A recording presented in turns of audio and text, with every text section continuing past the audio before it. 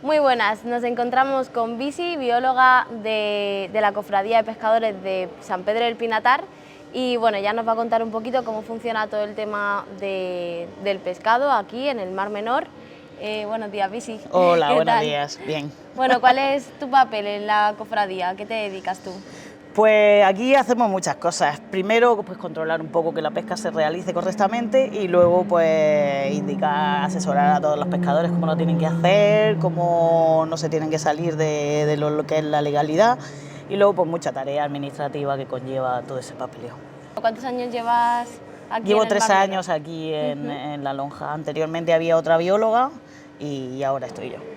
¿Y tú has podido ver la evolución del Mar Menor? ¿Has estudiado, has visto con las especies, las poblaciones? Sí, porque van evolucionando año tras año y más después de las crisis que hemos sufrido. La verdad es que se nota, aparte que yo como tengo las estadísticas de años anteriores, siempre se hace una comparativa para ver cómo se encuentran las poblaciones y sí, la verdad es que están bastante afectadas.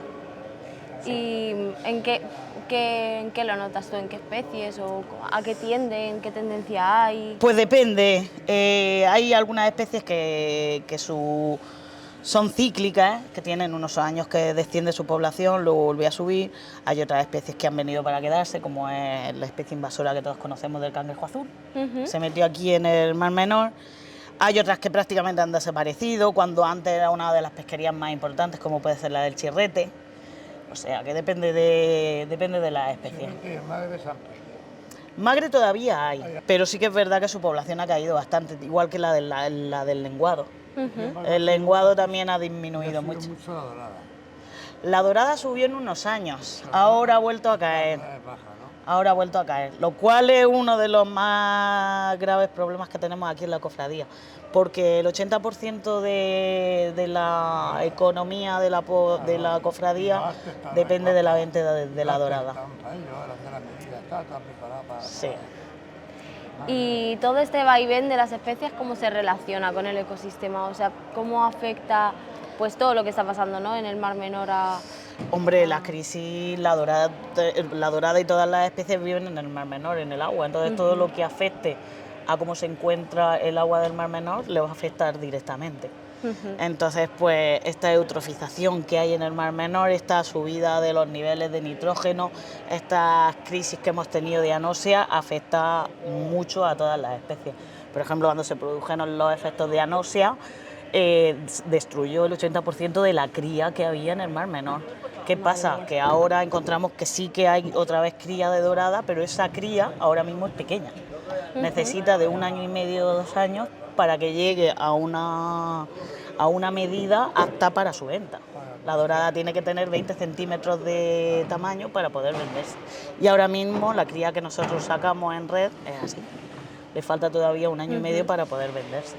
Y nos has comentado una especie invasora del cangrejo azul. El cangrejo azul. ¿Cómo afecta? ¿Qué come? Porque hemos escuchado a los El pescadores... cangrejo azul es un problema grave aquí en la cofradía. Cuando apareció, el cangrejo azul se vio primero en el Ebro, en 2015, y en el 2016 ya entró al Mar Menor. El primer año tuvimos un ejemplar, siguiente año 300, su crecimiento ha sido exponencial. El problema mayor del cangrejo azul es que se come especies muy importantes para el Mar Menor, como puede ser cría de dorada, el langostino o incluso el caballito de mar, que está protegido. Y luego que también destruye los artes de pesca, porque tiene unas pinzas muy fuertes y cuando se meten en las redes, en los artes de pesca, las destrozan para comerse todo lo que hay dentro. Entonces, aparte de que ocasiona daños en los aparejos, lo cual le cuesta mucho dinero al pescador, también ocasiona daños en lo que son las especies que habitan en el Mar Menor. Y tú como biólogo, que además controlas pues todo el tema de que se gestione bien, de que se cumplan las normas, que un poquito, porque siempre a veces como que a los pescadores se les ve ahí un poco como enemigos de la conservación, pero ¿qué se hace en la gestión? ¿Qué medidas se toman que aseguran la supervivencia de las especies? Pues hay especies que ya vienen legisladas y tienen sus periodos de veda, y luego aquí pues tenemos cuidado de eso, de nosotros informamos a ellos de todas las tallas mínimas, de que no pesquen nada que esté o en peligro o que no se pueda pescar. todo eso. Ellos cuando llegan aquí o cuando yo me embarco con ellos, les voy diciendo esto lo podéis pescar, esto no lo podéis pescar, esta talla no se acepta. Cuando llegan aquí, si algo no viene con talla, se retira. Eso puede ser. No es que le venía, vamos, el barco de pesca y es que le venía en el año 17. ¿Cuántos pusisteis vosotros ya en el plan que está fija aquí casi? Sí, desde nosotros biólogos aquí en Cofradía hay aproximadamente hace unos 10 años. Sí, primero estuvo un chico, luego estuvo otra chica y ahora estoy yo. Sí, es la única cofradía de aquí, de la región, que tiene biólogo en su instalación. Lo cual es muy importante porque es una buena forma de controlar, y porque claro, el pescador lo que quiere es vender y muchas veces le da igual lo que sea, quiere vender y vender. Y tú pues le tienes que estar diciendo, no, ahora no puedes pescar esto, o este aparejo no se puede utilizar ahora porque no es la época, o esto que traes no lo puedes traer. Y después de la anoxia, pues nos comentas que ha habido una mejora, que bueno, ahora están pequeñitas, pero se puede hacer algo, ¿no? ¿Estamos a tiempo, tú crees, de hacer algo por las especies del Mar Menor? La anoxia es que hay un punto de... Sí que es verdad que se han dado cuenta que afectó mucho a la cría o sea, a la dorada, que es una de las especies más importantes aquí en el Mar Menor, y a otras especies que les pilló, porque la anoxia lo que pasa es que por donde iba pasando lo que era el agua que no tenía ese oxígeno, iba matando a todo lo que encontraba. Especies que se pueden mover no sufrieron casi, pero las que son más estáticas, que se mueven menos, no les dio tiempo a moverse, y entonces esas fueron las que más sufrieron. Entonces especies como el lenguado se ha visto muy afectado, la cría de todas las especies también se ha visto muy afectada. Entonces pues ahora vemos que hay cría, pero eso no sabemos si va a llegar a término o no va a llegar a término, esperemos que sí. De todas maneras, la venta de dorada ha descendido en un 70 o en un 80% con respecto a hace 2 o 3 años. Seguro que tú lo haces mucho mejor que yo, que te dedicas a esto.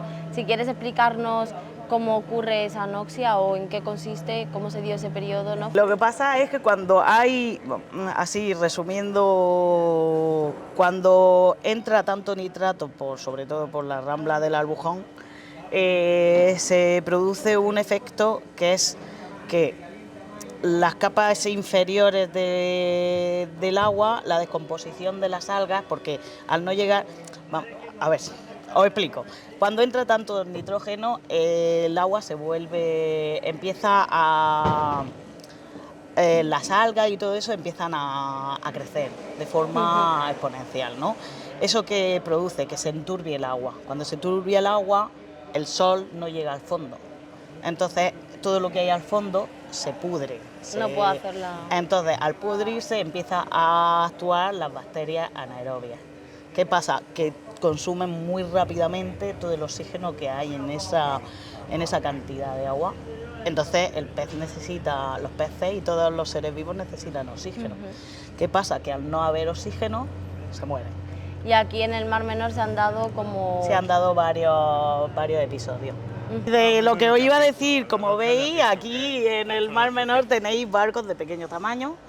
Al ser una laguna pequeña, no todos los barcos pueden... Tenemos un censo cerrado, o sea, si tenemos 75 embarcaciones, solo pueden operar esas 75 embarcaciones. Hasta que una no sale, otra no puede entrar. Y luego esas embarcaciones tienen que cumplir una serie de requisitos, que son tener menos de 12 metros de eslora, estar dentro del censo y luego llevar instalado un dispositivo que se denomina tetra. Todas las embarcaciones llevan el tetra para que el servicio de pesca sepa en todo momento en qué situación se encuentran. Así es una forma también de controlar, que no se metan en zonas de reserva, en las islas, que no se acerquen a ciertas zonas. Es una manera de controlarlo. Los artes principalmente son 5 los que se utilizan. La más importante es la paranza. Dentro de la paranza encontramos la que se está utilizando para el langostino, que es la charamita.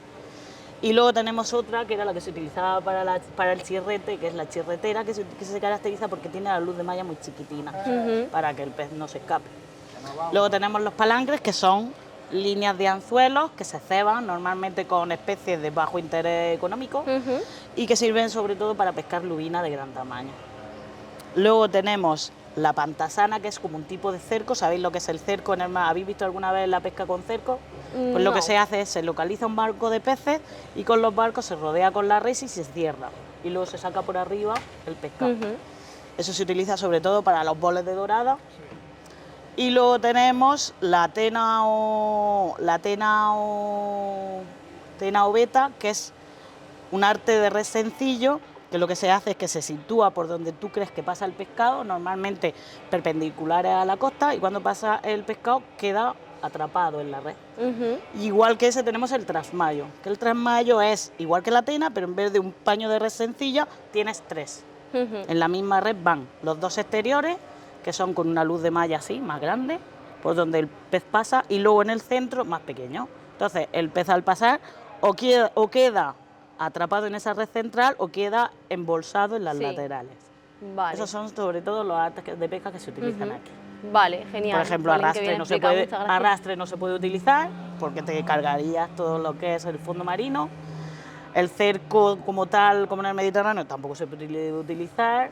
Entonces, esos son los artes que, sobre todo... O sea, que todo está adaptado para la laguna y para las dimensiones que tiene. Es pequeña, tiene poca profundidad, Genial. su temperatura y su salinidad también varía con respecto al Mediterráneo, entonces pues todo esto. Bueno, estamos friendo aquí. Bueno, Visi, ¿nos cuentas cómo funciona una lonja? Sí, venga, pasad conmigo y os lo cuento. Vale, pues... Esta es la zona de desembarco. Normalmente los barcos estos que hemos visto, que como he comentado son pequeños, llegan aquí a esta zona y desembarcan sus cajas. Ellos normalmente traen su pescado en cajas azules, de esas de plástico. Pero cuando llegan aquí se hace una clasificación. En estas cajas que son de un solo uso, van depositando las especies por tamaño y por especie. Y eliminando las especies que no se puedan vender, ni por tamaño, o porque estén vedadas en esa época, o porque no se acepte su venta. Una vez que las tienen clasificadas, las van depositando en la cinta. La cinta ahora mismo está parada, pero normalmente está en funcionamiento. Esa caja va pasando por la cinta y a través de esa pantalla, de ese vídeo, o de esa cámara, sale proyectada en las pantallas que tenemos detrás. En esas pantallas se proyecta toda la información de la caja, el peso, la especie, qué barco lo ha pescado, la zona donde se ha pescado, etc. Cuando pasa, los compradores que están situados aquí en estas gradas tienen unos mandos identificativos con los que utilizan para hacer su compra. Según pasa la caja, Emilio, que está dentro de la pecera, lo que hace es darle un precio por encima del que normalmente se va a vender. Por ejemplo, si es un langostino, pues se puede vender, ahora se está vendiendo a unos 60 euros, pues siempre un poquito por encima. Ese precio, como es una subasta a la baja, va cayendo muy rápido y los compradores, cuando lo van viendo en la pantalla, cuando les interesa el precio, paralizan la subasta con el mando y adquieren la caja. Esas cajas, una vez que llegan al final de la cinta, se van depositando en aquellos palés identificativos, se flejan y a través de camiones isotermos son retirados de la lonja hacia las zonas de venta. Vale, genial, Visi, pues muchísimas gracias por recibirnos, por contarnos un poquito cómo funciona aquí todo el tema de la pesca. Pues y ya está. nada, a ver si podemos hacer algo, porque esto Si siga queréis para cualquier adelante. pregunta o algo, quedaros con mi contacto.